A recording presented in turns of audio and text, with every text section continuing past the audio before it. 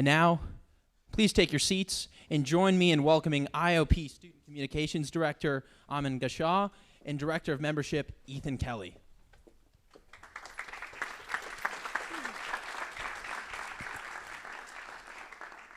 Hello, everyone, and welcome to tonight's John F. Kennedy Jr. Forum discussion on the importance of collaboration amid disagreement in public service. My name is Aman Gashaw, and I'm a junior at the college studying government, political economy, and molecular and cellular biology, and I'm so lucky to serve as Student Communications Director and co-chair of the Coalition for Global Affairs here at the Institute of Politics. And my name is Ethan Kelly. I'm a sophomore living in Leverett House studying government and computer science. I currently serve as the Director of Membership here at the IOP and really excited to be here. I was born in Annapolis, Maryland, and I'm a proud resident of the state's Prince George's County. Living in Maryland, I've seen the importance of bipartisanship and civil discourse in bringing about progress within our state. Maryland's robust economic turnaround, significant improvements in infrastructure, and COVID-19 vaccine rollout, among many other achievements, would not have been possible without bipartisanship. Working across party lines and ideologies in Annapolis and throughout the state has contributed to improving the lives of Maryland residents for years to come. But bipartisanship is also a national venture, and across the country, Americans crave a solution to the sharp divides of our time. As a native of Georgia, a state undergoing rapid political change and experiencing rising tensions, healing that divide has always been a passion of mine. Working in Governor Hogan's office in the summer of 2021, though, on issues ranging from COVID to cybersecurity, allowed me to see bipartisanship in action and taught me that it can be an answer to overcoming the toxicity of polarization and ensuring the longevity of policy that works for everyone. Governor Hogan has served as Maryland's 62nd governor for the past 7 years, during which he has spearheaded state initiatives in infrastructure, economic and workforce development, public health and safety, especially during the COVID-19 pandemic, technology and innovation, human services consolidation, and more. And he's also led nationally as chairman of the National Governors Association from 2019 to 2020. During his 2 terms, Governor Hogan has worked alongside policymakers of diverse political persuasions, whether it be in the Maryland legislature or the Baltimore mayor's office, to improve the delivery of integral and meaningful services to all Marylanders. Our moderator, Matt Mead, served as governor of Wyoming from 2011 to 2019. During his time in office, Mead focused on economic growth, a state energy strategy, consolidation of government services, supporting local government, and enhancing infrastructure and creating additional access to high-speed broadband across the state. Raised on the family ranch from Teton County, Mead also served as a county and federal prosecutor, practiced in a private firm, and served as United States Attorney for Wyoming from October 2001 to June 2007. Next week, we'll hope you'll join us on Tuesday, October 11th at 6 p.m. for a forum co-sponsored by the Shorenstein Center, commemorating National Coming Out Day and discussing the progress and challenges facing LGBTQ+ Americans. Until then, please join me in a round of applause for Governors Hogan and Mead. We look forward to hearing your perspectives on governance across the country tonight.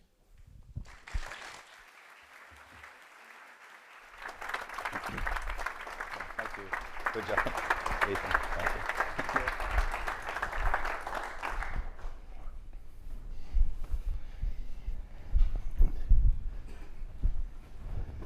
Governor, welcome.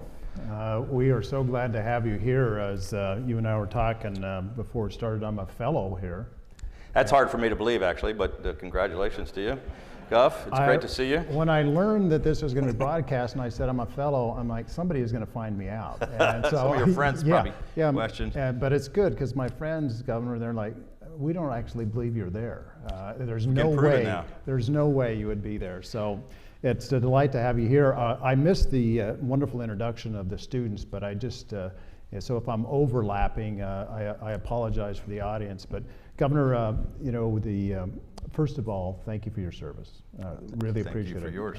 You have done a magnificent job.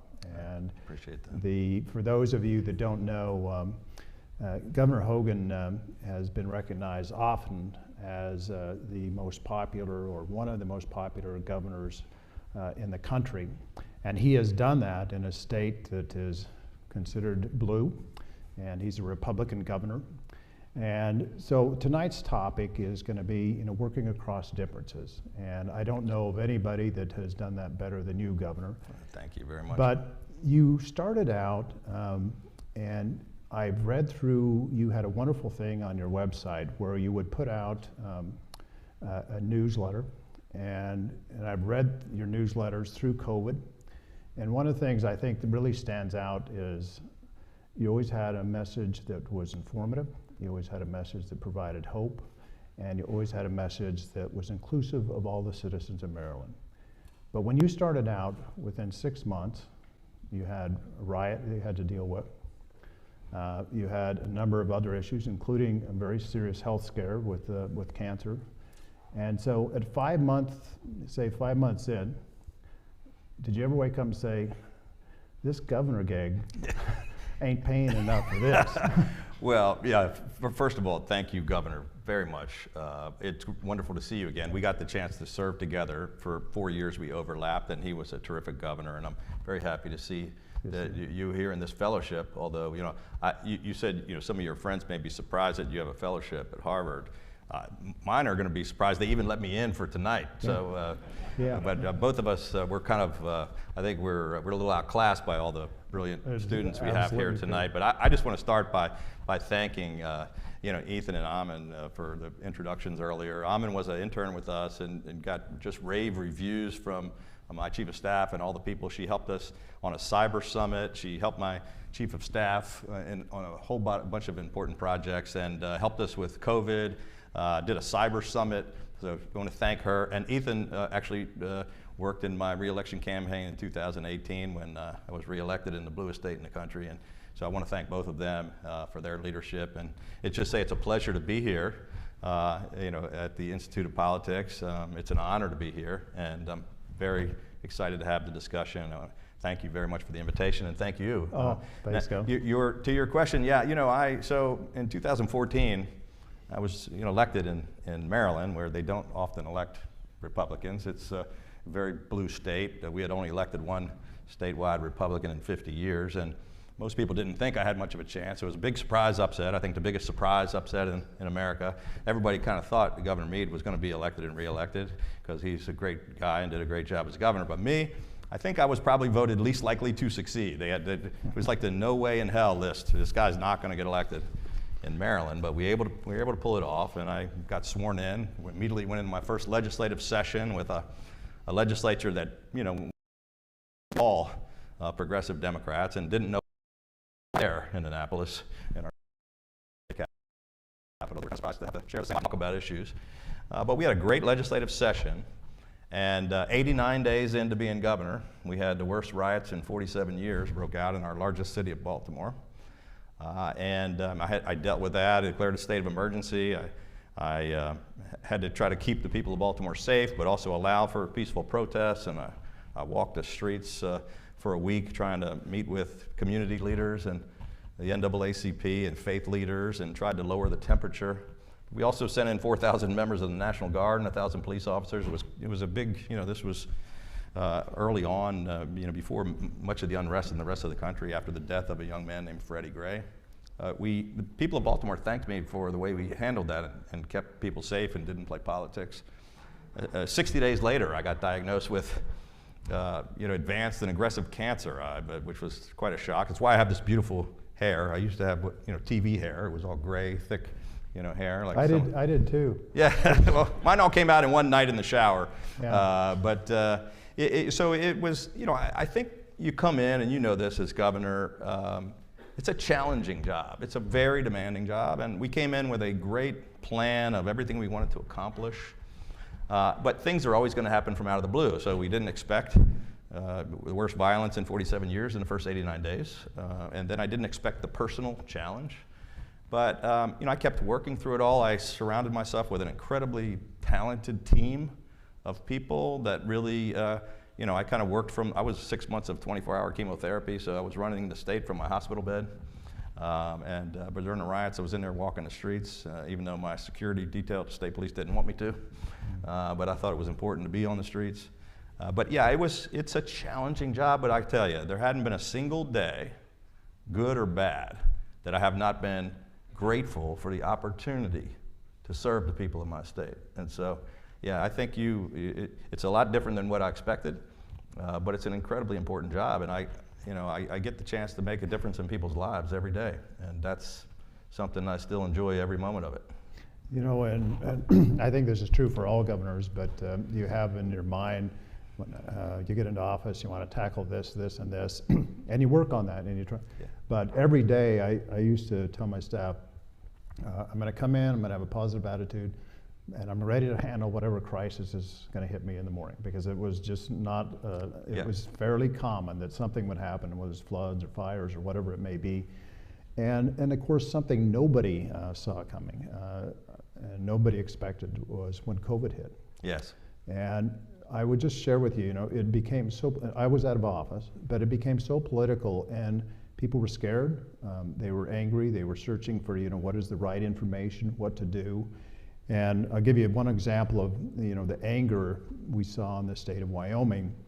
So I'm out of office, and a lady is angry, obviously. She writes a letter to one of our state papers saying, what a horrible job Governor Mead's doing on COVID. So, you know, I got blamed even though I wasn't in office. So people are angry to the point they're just looking to, you know, who's at fault here? So you had to deal with that from start till now, and difficult, searching for answers. And I go back to your newsletter and what you're putting out. You always tried to provide information and direction and hope. But tell us how you worked through COVID with, you know, on one side you had people who didn't even believe it happened, or that it wasn't even real at one point. You had this wide spectrum of people with different beliefs. But job number one for a governor is the welfare and safety of the citizens. How'd you deal with it? Well, yeah, well, it obviously was a huge challenge for every governor in America. It was something that none of us had planned for. We didn't expect a global pandemic, the worst one in 100 years, that no one was prepared for. It hit us from out of the blue. You know, I was on the communication side. I'll just say, you know, I tried to be as transparent as possible, to gather the smartest people around me, the best scientists and virologists and epidemiologists, and listen to their advice, and then communicate very clearly to the people. And so we had press conferences at the beginning almost every single day and gave the facts. This is what we're dealing with. And people did, you know, we got, numerous news outlets and medical organizations and others have said we had the best response in America. I think we had a great both health and economic recovery, and we tried to balance lives and livelihoods, but it was an amazing challenge. Talk about those other little challenges at the beginning of my term. COVID was something that we dealt with every single day for 2 years, more than 2 years.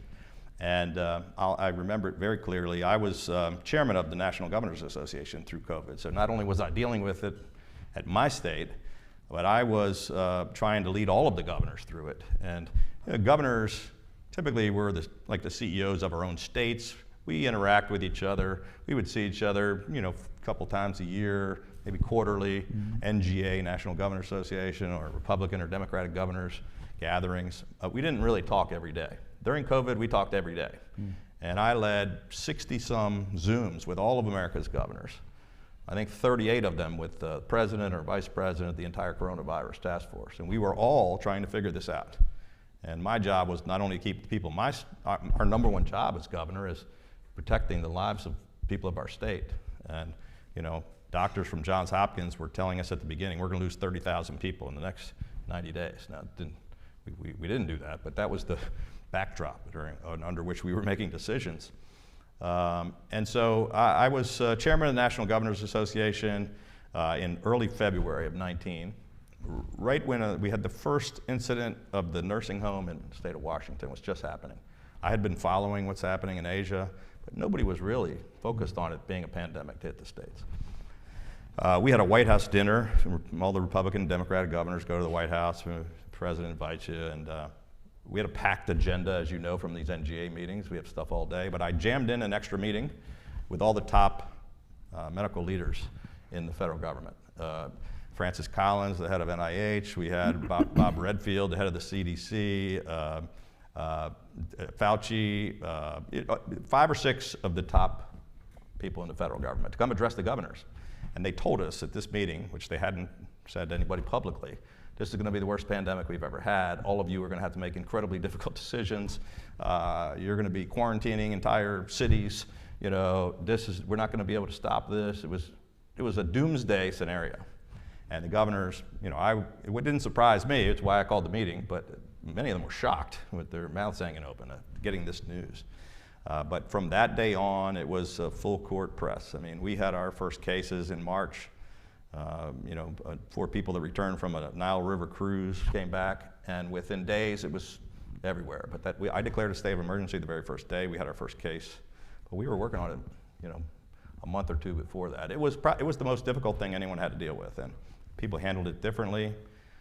We had to balance lives and livelihoods. Like, we wanted to make sure we were keeping people safe, and we didn't want our hospitals overflowing. We also didn't want to shut every business and put people out of work and kill small business owners. We had to balance that, lives and livelihoods. Some people erred on the side of maybe only caring about the health, and they're still digging out from the economic carnage, and other people didn't pay attention to the science. I think the biggest frustration for me, and why I thought it was so important to communicate directly and effectively and honestly, was the disinformation and misinformation and the kind of rhetoric all over the place that lives were at stake. We ended up losing 15,000 Marylanders. We had 50,000 people hospitalized. I mean, this was the worst. That's more than all the wars added together. This was the worst crisis we've ever had as a country, I believe. And some people did a great job on it, and some people didn't pay any attention and made light of it, and made it harder when they wouldn't follow advice. Governor, just to follow up on that, just my observation is that you also had Republicans saying, do this, don't do this, yeah. Democrats saying. How did you deal with the political pressure in the blue state, and were you getting pressure from Democrats to do certain things and Republicans to do something else? How did you deal with the politics on top of all the very difficult questions about the medicine? It sounds, it's just, I'm making this up, but I really didn't care about the politics. I think it's why I've been successful in Maryland, because I haven't cared about the politics. I usually say exactly what I think, and I tell people whatever the decision is, and some people are going to like it, and some people are not going to like it. Luckily, most people, like most of them anyway, some people thought I was doing too much or not enough, but lives were at stake. These were life and death decisions we were making, and so I didn't care what the politics. I didn't care if I would ever be elected to anything. I didn't care if I just wanted to make sure I was doing the best job I could at keeping our hospitals from overflowing, which they were, and keeping people alive, and keeping our businesses, and keeping people from being unemployed. We were working around the clock, literally 7 days a week, seems like 18, 20 hours a day, with a huge team of people, and every decision was difficult. We made the hard decisions every day. This is a terrible decision, and the other, or doing this would be terrible, and doing this would be terrible. We have to decide, and you had to make quick, instantaneous decisions, or we were going to have disastrous consequences. So I didn't care about the politics. And so I had one time at the governor's mansion, and you can appreciate this, one side of the house, there were people protesting, calling me Lockdown Larry, because I had, at the beginning of the pandemic, closed some businesses, keep people safe. The other side, they were protesting that I wasn't shutting everything. It was like there was a left group and a right group, both screaming, and I looked out the window with all this noise, and I was like, I think we must have it about right. Right. Perfect. We got a bunch of people mad, but I'm just going to keep going straight ahead with whatever I think are the right decision. So when you say I'm familiar with that, I'm not. I don't know what you're talking about. Yeah, well, that's true. You don't have any. Everybody's the same. No, I think the biggest screaming I got was when I got right outside our governor's mansion by a front door. I got sprayed by a skunk, and I came back in, and my wife Carol told me to get out of the house. So that's the biggest time. That was the biggest yelling. No, but I had people outside my house banging drums and making a lot of noise, and I was like, what's this protest about? And they said they were protesting the Dakota pipeline. And I was like, we're not in Dakota. I don't have any decision-making power over there. They still thought it was a good place to come, protest. Well, Governor, you've mastered the art of reaching out to people with different ideas. We used to have a wonderful senator, U.S. Senator from Wyoming, who talked about an 80-20 rule, which is, maybe 20% we can never agree on, because yes. we just have to, but maybe 80% we have an opportunity to work with one another. How did you master it? I mean, you've talked about it somewhat, but yeah.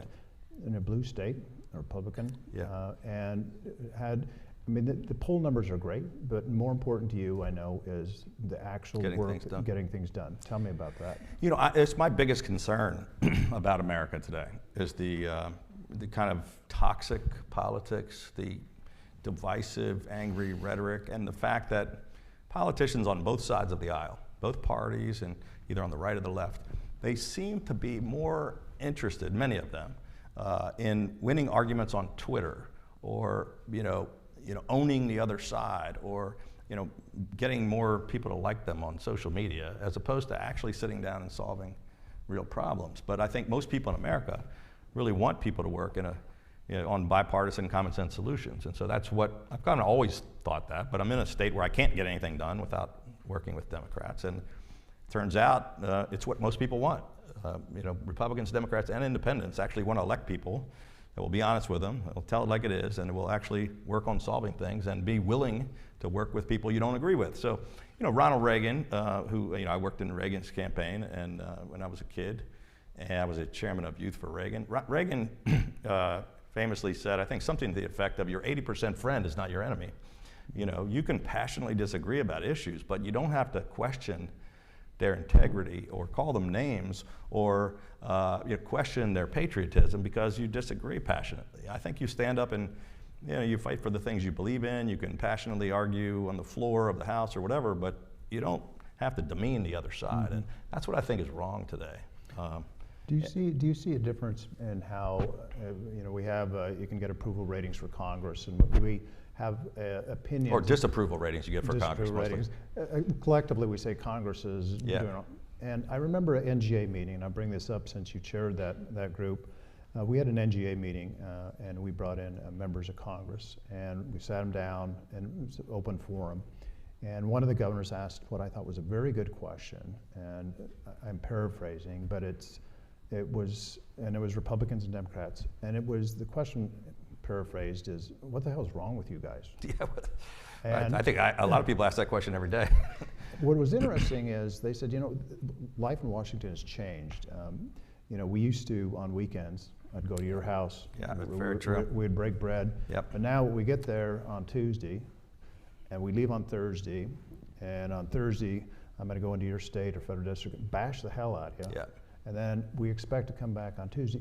And the reason they do that is the money. You got to keep raising the money. You got to keep saying Democrats are bad or Republicans are bad. Yeah. I ask you about, do you see that, and do you see a difference how governors operate versus Congress, and or maybe some solutions? Well, governors are universally more popular than members of Congress, regardless of party affiliation. In general, people trust their governors more than the people they send to Washington, and people are really frustrated with Congress these days. But I think that an overwhelming majority of Americans, whether they're Republicans or Democrats or independents, they believe that Washington is fundamentally broken, that our entire political system they're concerned about. They're concerned about the future of democracy, and they hate this anger and divisiveness. Now, my dad was in Congress in the 70s, and I was a kid in high school or younger, and I remember some of he would really argue some conservative positions on the floor of the House or in committee, and against maybe the other side. But then his best friends were Democrats. I mean, I knew their families. They would come over for dinner. They would go out and have a beer together. And they might still disagree on that topic, but they didn't hate each other.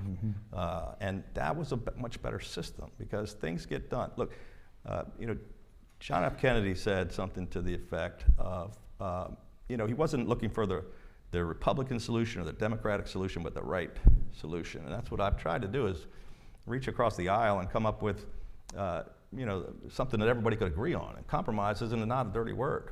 Reagan worked with Tip O'Neill to get a lot of things done. Bill Clinton even worked with Newt Gingrich to get things done. We don't do that anymore. And now it's just demonizing the other side. And it's terrible. It's the biggest one of the biggest problems we have in America today, and most people don't like it. There's a handful of partisans on the left and the right, the most active, kind of the loudest, angriest voices. That's all they want to do is bash each other. But about 70% of the people in America are completely disgusted and frustrated, and they want to see us go in a different direction. They think there's got to be a better path forward for America. Now, Governor, myself and others are talking about the state of democracy in the country now and the concerns that we have. And here we are where, for example, as you know, I think still the majority of Republicans, our party, don't think President Biden legitimately won the election. And from my standpoint, you've got to get the nuts and bolts right on our democracy. You and I can disagree on any issue, but foundation of our democracy is what I'm worried about now. And we have January 6th. And we see Republicans and Democrats saying on January 7th, January 8th, oh, this is terrible. But we see that evolving into, it wasn't that bad, or perhaps we'll even provide pardons for those people. It is a big subject, a lot of subject, but I want to get your take on that day, what it meant then, and the ripple effects that we see now and will continue to see it apparently for some time. Well, it was a terrible assault on democracy, and it was one of the worst things that's ever happened in our country. And it's crazy to me that we are at that point where that many people are still denying the election, and that thinks it was okay to, try to overturn the results of an election. I'll give you my take on that day. I was very involved in this. I was, Annapolis, our state capital, is less than 30 miles away from the nation's capital in D.C. And I was in my office in our state house on a Zoom with the Japanese ambassador, who was about to leave to return to Japan, and thanking him for the friendship and the working together, wishing him well. And my chief of staff came in the room and leaned over to me. It reminded me of 9/11 when somebody whispered in George Bush's ear. She said the Capitol's under assault. And we had been sort of looking at that and preparing with our state police and FBI and things in advance, but this happened while I was on this call, and I immediately excused myself, called a security team together, our Adjutant General of the National Guard, Superintendent of State Police, our Homeland Security guy, our Chief of Staff, deputies, communications team, everybody into the room. I immediately told the state police to send their riot police. We have 250 specially trained emergency response team that can send on a short notice riot gear, send them to the Capitol. I activated the National Guard. We had a call from the mayor of D.C. who was asking for assistance. And D.C. is a special case because there's no state, it's the federal city. And so if you asked me to send troops, do you need help in your state, I could send them. You could send them to help somebody else in a disaster or an emergency. D.C. cannot. You have to get the approval of the Secretary of Defense. So I'm telling the mayor of D.C., we want to send the Guard, we're activating the Guard, we can't send the Guard. We have to get the approval. While we're having all these decisions, I'm sending the state police to the Capitol. They're the first ones to arrive outside of D.C., by the way. And our Guard was the first to arrive outside of D.C. eventually. But we couldn't get approval over and over again for 2.5 hours. But while this is going on in the early stages, I get a call from Steny Hoyer, who's the majority leader of the House. And he's a Marylander, somebody I've known most of my life. We're opposite parties, but he's a leader of Congress, and he called me desperate, panicked, saying, Governor, we need your help. The Capitol's under assault, the Capitol Police have been overrun. Please send help. This is our nation's leaders in Congress calling the next door governor that they happen to know the cell phone of to say, please help save the Capitol. So I said, Steny, Maryland State Police are on the way. They should be there any moment.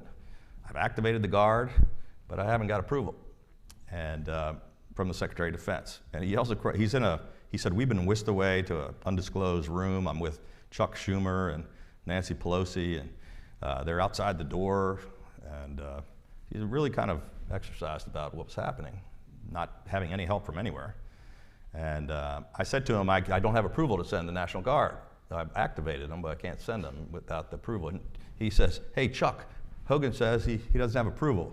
He comes back, he's on his cell phone, he says, Chuck says you do have approval. And I said, I don't care what Chuck says. I'm telling you the Secretary of Defense said no. So 2.5 hours later, I get a call on my cell phone, a number I don't recognize, normally wouldn't answer it, think somebody's selling me something. It's a 703 Virginia area code, so I said, with what's going on, I better answer it. This guy says, Governor, this is Ryan McCarthy, Acting Secretary of the Army. Can you please send the National Guard from Maryland into the Capitol? And I said, Mr. Secretary, I've been trying to do that for 2.5 hours.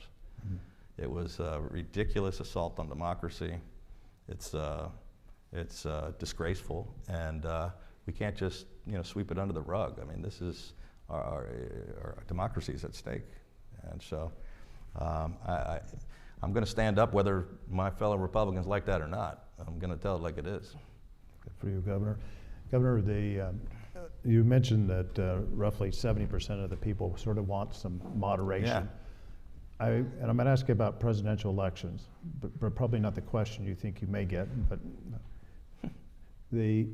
is our primary system designed to reward moderates, to reward somebody that says, listen, a little left here, a little right here, but main thing, I just want to help the country. Yeah. With a primary system for hypothetical, somebody like you that has had tremendous success in a state that is controlled by a different party, and more importantly, has got things done for 8 years. Yeah. Could somebody like you in the current primary system, with the current state of Republicans and Democrats, could somebody like you get through a primary to run as president? It's a great question, and I'm not sure I'm a great political pundit, but it's obviously something a lot of people have talked about and tried to figure out. I think both parties, not just the Republican Party, but both parties, I think are, they're the way the process works. It's the most passionate, but the most loudest and angriest and most extreme voices. The furthest left pick typically the Democratic nominee, and the furthest right base picks the Republican nominee. And many of the people in America in the general election say these are the two best choices we have. That's what happens a lot. But the process does not favor people that are willing to work together across the aisle. But I think, and I don't even describe myself as a moderate. I'm a common sense conservative. I was a chairman of Youth for Reagan. I'm a fiscal conservative who cut taxes 8 years in a row with a Democratic legislature by $4.8 billion and turned our economy around. But yeah, I'm seen as a guy who's willing to work across the aisle. I can tell you the only place that I've run for office in my state, the voters have rewarded me in every case. I was reelected in 2018. I won a competitive primary with, more conservative folks in 2014. And Washington Post had a poll a couple days ago that had me at 73% approval, 70% among Democrats, 74% among Republicans, and 77% among independents. So I think it's phenomenal. I think most people in America want what we're talking about, but how you make your way through a competitive primary is difficult. It depends on who's running. So Trump won most of the early primaries in 2016 with 20 or so % of the vote. There were 16 people running, all dividing the vote. If you have 10 or 12 people all running in the Trump lane, there's certainly a lane of close to 30% of the people that want to go in a different direction in a Republican primary. We also have in 14 of the first 18 primaries are now open primaries, so independents and Democrats can vote in those primaries. So if people were so motivated, they were frustrated enough with where we were as a country and said, we wanted to vote for something different, it could totally upset the apple cart in both parties. Governor, one of the great privileges of being here at Harvard is we are surrounded by very bright students here. And it's a whole room full of them, I think. Part of what we're doing here tonight is to give the students an opportunity to have at you. But there's rules, and they've given me the rules. We would like you to identify yourself and your university affiliation. Line up we have 4 mics, I think 2 on the bottom and 2 on top. No speeches, please. That's be hard if you're a politician. Yeah, it's very hard, but no speeches, please. Questions end with a question mark, and they've asked us to rotate around. So if there's 2 of you in line, I'm not ignoring you. We're just going to move around. So if there is an opportunity now, we'll go ahead and start with the first person I see. And I'd like to add, if there's a really hard question, I'd like you to address it to Governor Mead. I'll take the softball. I'm vetoing that. But next, I'm sorry, I can't see. Are you in line? No. Oh, okay. I apologize. Yes, please. Thank you. I might be in line now. Yes, thank you. I'm Eric Evans. I'm a senior fellow here at the Kennedy School. Thank you both for a nice evening. The question is to Governor Hogan. You have spoken tonight and previously about the harm of hyperpartisanship, about how our primary system encourages extreme candidates. And there are some leading politicians who think they have an idea about this, some leading Republicans, and I'm thinking of, say, David Jolly, Congressmember from Florida, or Christine Todd Whitman, who, like you, was a well-regarded Republican governor in a blue state, in her case, New Jersey. They think the answer might be a third party that looks for solutions to real-world problems that are sometimes right of center, sometimes left of center. So that's their new idea. They call it the Forward Party. I have nothing to do with it personally, but I'm wondering if you think that's a good idea. Well, I understand the frustration that causes people to be focused on, you know, we're so frustrated. You know, I mentioned 70% of the people are frustrated with both parties, and I understand why people say we can't take the Republicans or the Democrats. I talk to people every day who say, I'm a lifelong Democrat, but I can't take it anymore. They're moved too far to the left. Or I'm a lifelong Republican, but these Republicans are crazy. You know, so there are people that are disaffected. The largest growing percentage of voters are independents. That's certainly true in my state, but I think it's true all across the country. It's very difficult. It's never worked before, and I'm not sure that a third party is the right way to go, and I don't think they can organize a party that can compete with the parties. In my state, you know, we'd only elected one Republican in 50 years, and people were saying, maybe you should run as an independent because you can't win as a Republican. I ran a very independent campaign.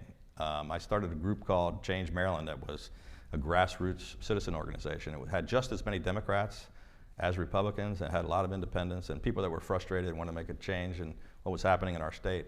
But I ran as a Republican and got elected through the Republican Party and then added to that. So for example, I was reelected in 18. There's only 23% Republicans in my state. I won all of them, but I added to that most of the independents and a huge chunk of Democrats. So I think a kind of independent-minded effort that's not far left or far right is where it's possible, but I don't think it's outside of the current parties is the right way to go. I'm not saying it's impossible, but it's not the most likely route to making a difference. I think we make those differences in the parties, even though it's really hard. I take that as a no. You do not think it is a good idea? Well, I don't think it's going to be a successful idea, and I think we'd be better off trying to fix the broken parties. Thank you. Thanks for the question. Over here. Thank you both for your Thank you both for your time. My name is Michael Farber. I'm a student at the Law School and Business School doing a joint degree. My question is, today we saw President Biden and Governor DeSantis come together to work on hurricane relief for Florida. What do you think are the issues today, besides hurricanes, that can bring the two parties together? Well, it's a great question. I was running around all day, so I didn't actually get to see the footage, but I heard about I think it's, especially in any kind of an emergency, you know, we talked about COVID, we talked about, you know, riots, we've been dealing with hurricanes. I think if ever there's a time to put aside the politics, it's during an emergency, and, you know, our prayers are with the people in Florida, and I think it's great that President Biden went there, and great that, you know, Governor DeSantis thanked them for the help and that they're working together, because people's lives are important, and Florida's been devastated. It's hard to find those things every day, given what we're talking about, the divisiveness and dysfunction, to find things you can agree on, but I'll give you one example. You know, I was chair of the NGA before COVID hit. I get to pick a chair's initiative. Mine was on focusing on rebuilding America's infrastructure. I got all 50 governors to agree after doing seminars all around the country on a set of principles of what we needed to do to rebuild America's infrastructure. We took it to the Trump administration, who talked about fixing infrastructure, didn't do anything with it. We took it to the Biden administration. It became the basis of the bipartisan deal that got done. I got all 50 governors to agree. It almost went off track because progressive Democrats wanted to add, I think, $4 trillion, I think that's the number, $1 trillion of other spending into it, social spending mostly, the Build Back Better, additional things that weren't basic infrastructure. So the Democrats were trying to derail it because it didn't have enough in it. Republicans were trying to derail it because it had too much in it. And I hosted a summit in Annapolis with Republican and Democratic governors, senators, and congressmen, and locked them in a room for 2 days and plied them with alcohol and crab cakes. And I made them reach an agreement where we walked out of there and said, Republicans, instead of spending, you know, $400 million on roads and bridges, we'll do clean energy and protecting the grid and cyber and clean water systems, but we're not going to do the social stuff. Democrats, you guys can come back and argue about all how great these programs are later, but they're not infrastructure. That wasn't a bipartisan deal that the Democrats and Republicans were against, and we brought it together from the middle. I'm the chairman of a group called No Labels. Joe Lieberman and I are co-chairs, and it's about finding consensus. That's one we actually got done. Against both caucuses fighting against it, Republicans and Democrats. But it got done, and didn't have a whole lot of Republican support, but we got enough in there to get it done. I don't know what the next one is, but I know, and that's why I'm doing this No Labels thing, we got to bring the right and the left together. And what the next one is, it comes to this whole broken politics thing. We have to sit down from one another and talk about how to fix it. I've done it in Maryland for 8 years. Mostly Democrats. I cut taxes 8 years in a row. We came up with a reinsurance program where we lowered everybody's insurance premiums, covered more people. We did what they said they were going to do with Obamacare. We actually did it in Maryland. lowered premiums for 4 or 5 years in a row. We've done things to address the violent crime, and we got Democrats to do things. I passed criminal justice reform, liberal Democrats and conservative Republicans coming together to do that. In Congress, it's really hard, but I think we've got to figure out the ones that we can reach agreement. Bipartisan cooperation is absolutely essential. Thanks for the question. John, is that you? That was a long answer, Yes. sorry. John, please introduce yourself. Cool. Governor Hogan, thank you so much for being here. My name is John Cook. I'm a sophomore here at the college from Las Vegas, Nevada. I study government. My question is really similar to the first question, but also a little different. You alluded to how the primary system is kind of damaging in the sense that it picks the far right or the far left candidate. And this sentiment comes at the same time where a lot of states are moving towards ranked choice voting systems and ranked choice voting systems in their primaries. So I was wondering if you agree with that system, and additionally, if not ranked choice voting, what other changes to our primary system would be useful in kind of quelling that primary dissonance in the parties? Yeah, well, thank you. And by the way, you have a great radio TV voice up there from the balcony. Thank you for the question. I don't know enough about ranked choice voting to know whether that's the right solution, but I think it's a creative, interesting idea that I think in some ways could help people with come up with a more moderate nominee, or it really does help not just have the two extremes. But I don't know if that's the answer or not. I know one thing that is the answer is open primaries. Like I said, we have in 14 of the first 18. We don't have it in our state. The state government can't change it. Parties make those decisions. So the activists in the Republican Party, the Democratic Party, they don't want to give up power. So they don't want more people making those decisions. So it's hard. But I think open primaries, I think gerrymandering is a cancer on democracy, and I've been fighting against that. I'm the only Republican governor in America to throw out democratically gerrymandered maps. They were the worst gerrymandering in the country, and we took it to court and threw it out, and now we have fair maps. I think that's important because only the most far left Democrat wins a Democratic district in a primary, and they don't have to appeal to independents or moderates or people in the other party. Same thing on the Republican side. We need fair districts so that people have to compete for their votes and talk about why they have the best ideas, and they have to convince people that don't agree with them 100%. Thank you. Over here, please. Good evening, Governor. My name is Hannah Oluni, and up until a few months ago, I was actually the student member of the Montgomery County Board of Education. Oh, well, congratulations. So my apologies if this question is a little bit niche, but this past legislative session, you actually vetoed a bill that I worked on, House Bill 192, which would have expanded the role of the Baltimore County Student Board member to vote on operating and budget matters because you wanted to wait on some pending litigation that was happening in Howard County. Since that veto, litigation has come to a close. The courts ruled in favor of student board members in Howard County, so I was wondering if your perspective on youth engagement in public education in Maryland has shifted since then. Well, it's a great question, and I didn't even know about the outcome of the court case, so congratulations to you. This was something that there was a lot of opposition to from people across the state, including the state school board and I think many other school board members. I'm all for more engagement from students being involved and students being elected to the school boards and having a vote and having more of a say. But there were concerns about them voting on budget items, I think was the detail that the concerns were about. And it was bipartisan opposition, and it was not everybody, but there were a lot of people that were against it. It wasn't just me, and we got concerns from all directions in the governor's office, and I'm glad it was resolved in the courts. Thank you. Thank you. Over here, please. Thank you. Good evening, Governor. My name is Ben Schroeder. I'm a junior at the college, and you've received a great deal of praise for your ability to reach across the aisle and compromise, but at the end of the day, you did run as a Republican.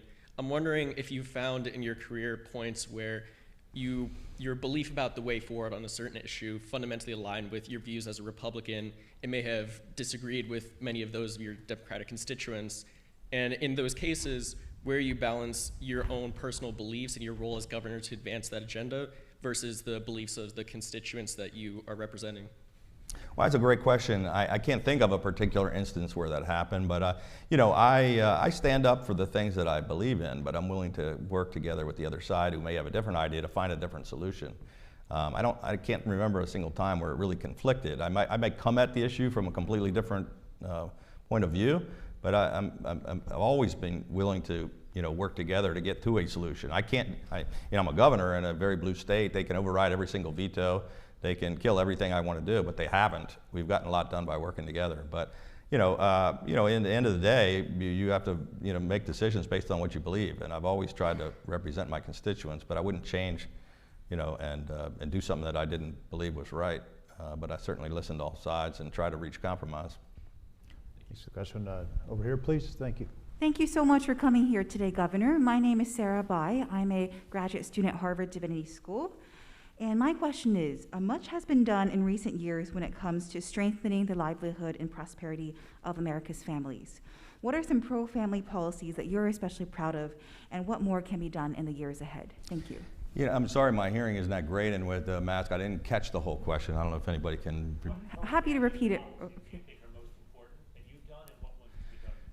Well, I think some of the first of all, I think we've tried to address pro-family policies from lots of directions. But one thing, we've invested records amount into K through 12 education for 8 years in a row.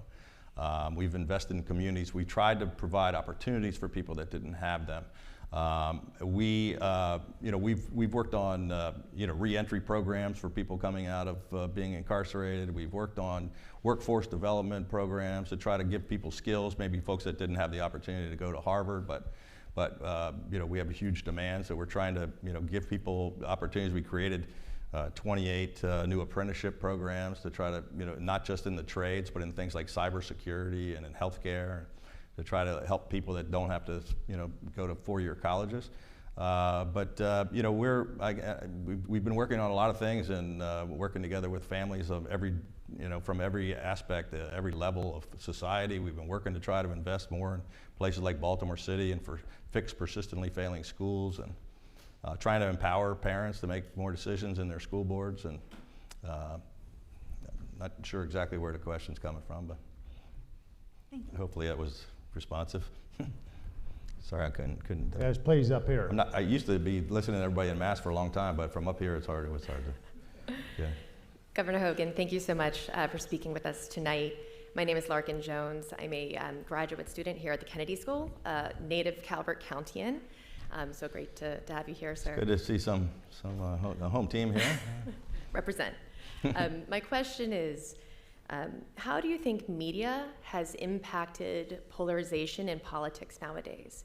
And how do we engage responsibly in media, social media, to be able to combat its effects, if there are any? That's a really good question, and it's a difficult answer. But yes, I think the media does have a role, and social media certainly has a role.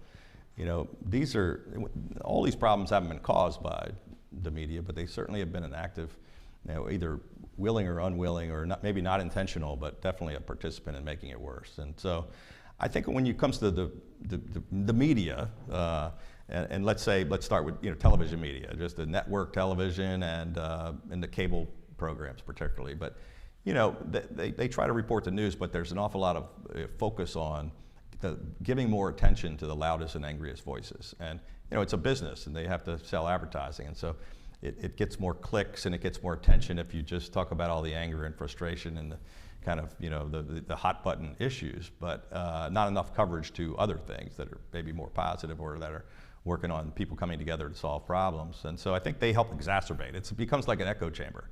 If you think this way, and you're going to watch MSNBC, and if you think this way, you're going to watch Fox, and they don't often have a lot of diversity of opinion on those, either one of them. And so I think it tends to just reinforce whatever opinions you have. Social media is way worse. It's echo chambers and disinformation and people espousing kind of way out there things, and they go down rabbit holes, and things that aren't true become truth. And I don't know how we solve it, but media and social media is adding fuel to the fire to this terrible divisiveness and dysfunction. Thank you. Thanks for the question. Yes, please. Good evening, Governor Hogan. Thank you for your service. Thank you for being here tonight. My name is Sasha Pakravan. I'm a freshman from Harvard College, originally from Honolulu, Hawaii. You speak a lot about the importance of reaching across the aisle, whether it's with your Democratic colleagues or so forth, and about the importance of reaching bipartisan solutions and how a majority Democrat legislature in your state has not vetoed much of the progress that your Republican administration has tried to accomplish. So I guess my question for you is, to that effect, how do you and your team deal with backlash from within your own party, especially within the vastly differing spectrums of the Republican Party today? Yeah, it's a really good question, and I don't want to give you the false impression, Mike. It wasn't all, just roses, and we didn't agree on everything. And my legislature did veto a bunch of things, but they didn't override everything. And we found areas of agreement. We did have, some disagreements. We just did so in a respectful way without, demonizing each other. But I certainly didn't get them to do everything. But yes, I mean, I've had the same issues and problems with the base of my party. And people in my legislature that were, more right-wing than I was. Sometimes I'm battling both sides. It's like, very progressive Democrats are over here, just like I said at the mansion, and people both sides, and these guys are yelling, and these guys are yelling, and we've tried to drag some of them to reach middle ground. I said when I was sworn in 2015, this is before, a lot of people think that this divisiveness just started, but it's been happening for decades, and it's getting worse and worse. But I said in my inaugural address, January 15, that the politics that have divided our nation need not divide our state. And I talked about John F. Kennedy and coming up with the right solution and being willing to consider the best ideas regardless of which side of the aisle they come from. And it doesn't mean you agree all the time. You still can passionately disagree. But you can do so in a way that doesn't burn down the State House and doesn't question the integrity of the other people that disagree with you. So, but yeah, I've had problems with my own party just as much as I have on the other side. You talk about the approval ratings are pretty similar with Republicans and Democrats, and there are certainly some, 20-some% of the Democrats and 20-some% of the Republicans that don't like me working together with anybody. They want to keep fighting. It's not most people though. All right, next question, please. Thank you. Hello, my name is Vinicius. I'm a graduate graduate student here at HKS, and I'd like to delve into the how to work with people with different political positions, especially when they have very strong views. Because I think everything you said makes a lot of sense, but many times it's difficult when people have very extreme positions to work together. And maybe you could share a specific situation where you had people that you depended on to make an important project, and how did you manage to convince the person to work together to find a common solution? Well, it's a tough question. You can't other than alcohol and crab cakes. Yeah, alcohol and crab cakes helps, but that's not always the solution. But you can't always convince the most extreme positions on either side. Everybody has a right to espouse whatever positions they want, regardless of how extreme they are. That's the way our system works, and it's freedom of speech, and we want them to have the right to argue. But we can only convince the people kind of between if you're a football analogy, the people between the 20-yard lines. I mean, you're still going to have the people on either end that are going to hate each other and continue to argue. But you can persuade others, and part of it is tone, and a willingness to listen, and a willingness to go places where you're not necessarily really welcomed.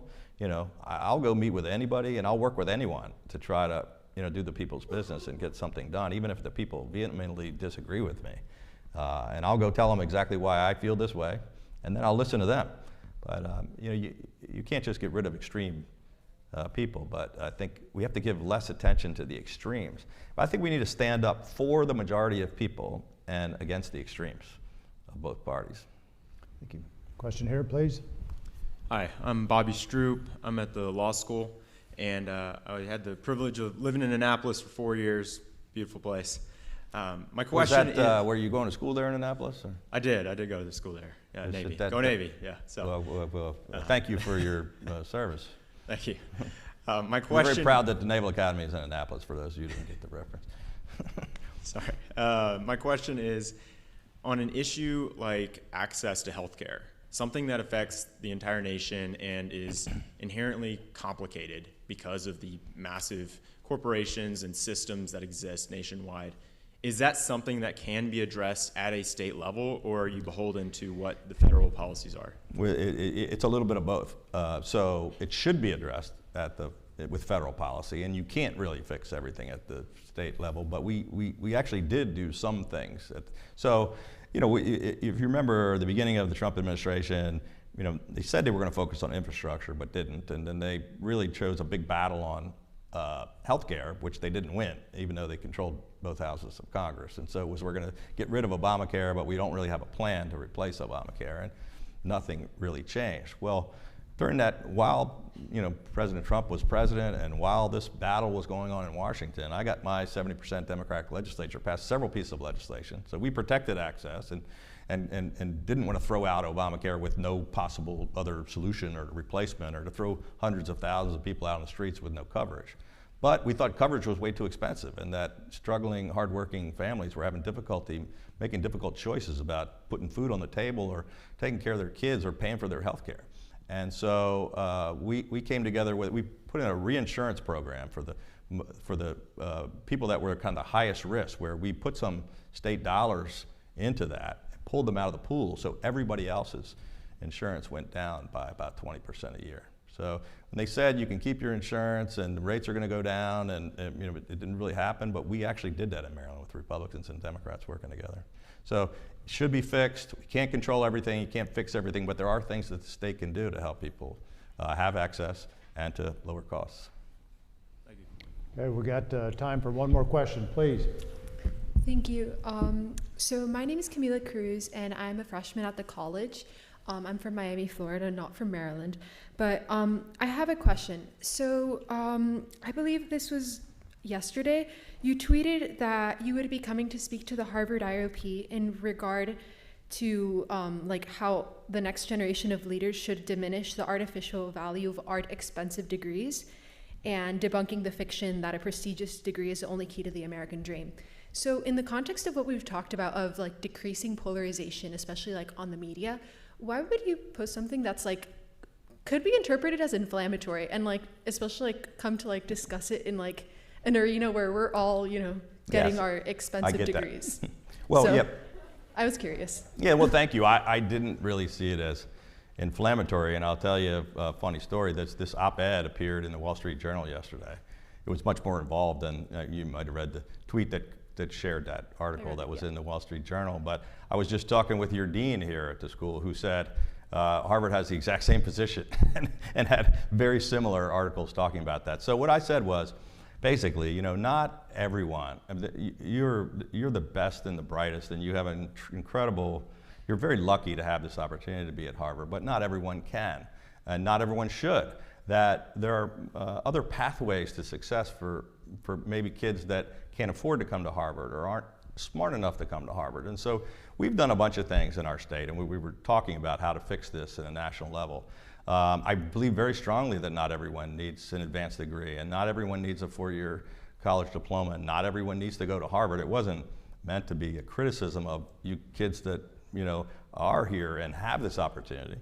But we've also worked to build up our community colleges and put record amounts of money. We've put money into our state university system. We have 17 universities in our system, and we've held the line on tuition increases because it's too expensive to go to college, and we've tried to lower costs so more people can have access.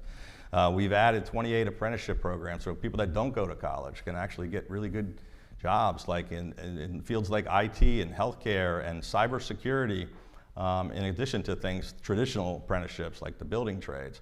And so it wasn't disrespectful at all. I had a very, I think, thoughtful, well-reasoned piece that talked about 4, 5, 6 different things that we've done in Maryland that I believe very strongly in. And you don't have to agree with me, but it wasn't trying to be inflammatory in any way. And your dean just showed me a thing where they said almost the exact same thing word for word here at Harvard. Thank you for clarifying. Governor, that's the last of the time for student questions, but I have the privilege of asking one more question. Oh, now there's a hard one probably at the end. It's a mathematical equation. No, it's not. No, it's not. Governor, first, let me just thank you again for being here. It's a privilege to see you again, buddy. And, thank you very much. Thanks for your great service, because your service, you did so well in Maryland. It was a service to the whole country, and as a fellow governor, we're just proud of the job you've done. So well, thank you very much. It means a lot. Let me ask, it's not meant to be flippant, but say 4 years from now, 10 years from now, this divisiveness that we see in the United States politically, the lack of civility, will we be getting worse or better? And why do you think one way or another? Well, that's a really hard question. I sure hope it's getting better. And that's why I'm really focusing a lot of my time as the chair of this group called No Labels. I founded a national organization called An America United. And I'm going around the country trying to talk about how we have to fix it. I can't swear to you it's going to get fixed. It's a terrible problem, but I think it's very important that we all try to work toward it. It doesn't matter to me whether you're on the left or the right. This really isn't about just typical fights between the left and the right. And it's way more important than just Republicans against Democrats. I think the future of our democracy is at stake, and I'm sure hopeful that with all the smart people here in the room who are now focused on these kinds of things, that they'll help us fix the broken politics and the toxic politics and put us in a much better place. Governor, thank you. Let's give him a round of applause and keep going. Thank you. Thank you. Good job. Right.